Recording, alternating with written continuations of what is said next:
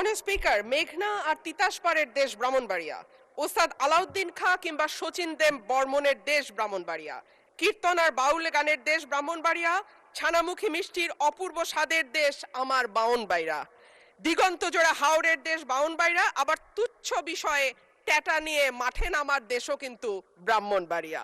মাননীয় স্পিকার, বাংলাদেশের শিল্প সাহিত্য সংস্কৃতির রাজধানী বলা হয় ব্রাহ্মণবাড়িয়াকে।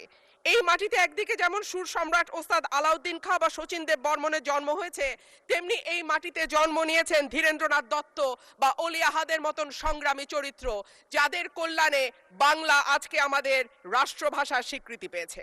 মাননীয় স্পিকার, আমার নির্বাচনী এলাকা ব্রাহ্মণবাড়িয়া 2 এর অন্তর্গত আশুগঞ্জ একটি শিল্পনগরী।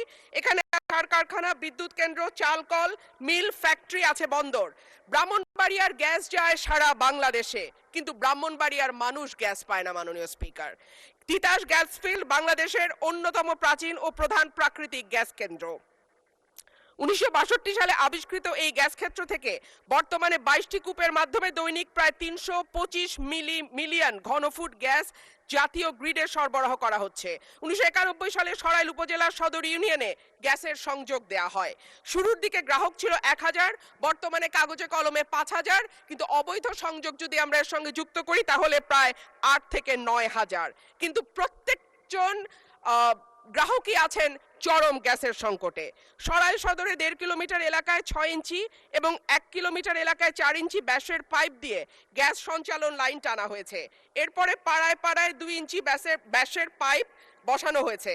কিন্তু সমস্যা হলো সকাল 7টা থেকে দুপুর 2টা পর্যন্ত গ্যাসের কোনো চাপ থাকে না, চুলা মিটমিট করে জ্বলে। এরপর মন চাইলে গ্যাস আসে 1 ঘন্টার জন্য, তারপরে আবার রাত পর্যন্ত গ্যাসের কোনো খবর নাই। দেশে গ্যাসের সংকট আছে, তার উপরে শীতকালে গ্যাসের চাহিদা আরো বাড়ে। অন্যদিকে আছে অবৈধ সংযোগ। Bakhrabad gas transmission and distribution system limited Brahmanbaria কার্যালয় থেকে জানানো হয়েছে, লোকবলের অভাব সহ নানা সংকটে তাদের তদারক করা পুরোপুরি সম্ভব হচ্ছে না।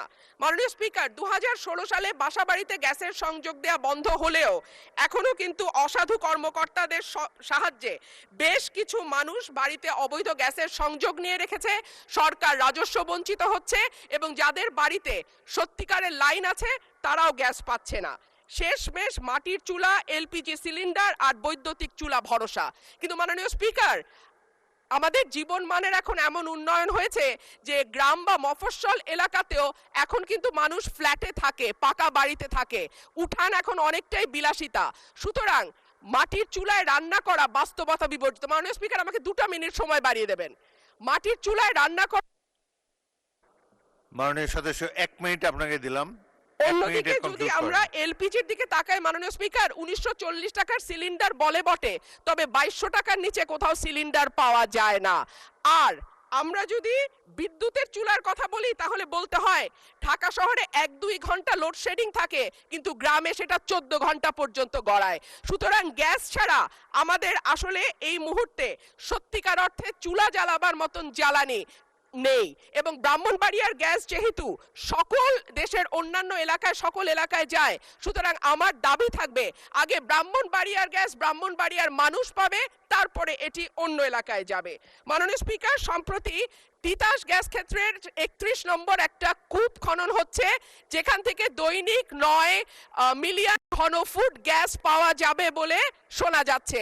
আমি আশা করব এই নতুন যে কূপ 31 নম্বর কূপ যেটা তিতাস গ্যাস ফিল্ডে খোঁড়া হচ্ছে, সেই গ্যাস আগে ব্রাহ্মণবাড়িয়ার মানুষ পাবে, তারপরে এই গ্যাস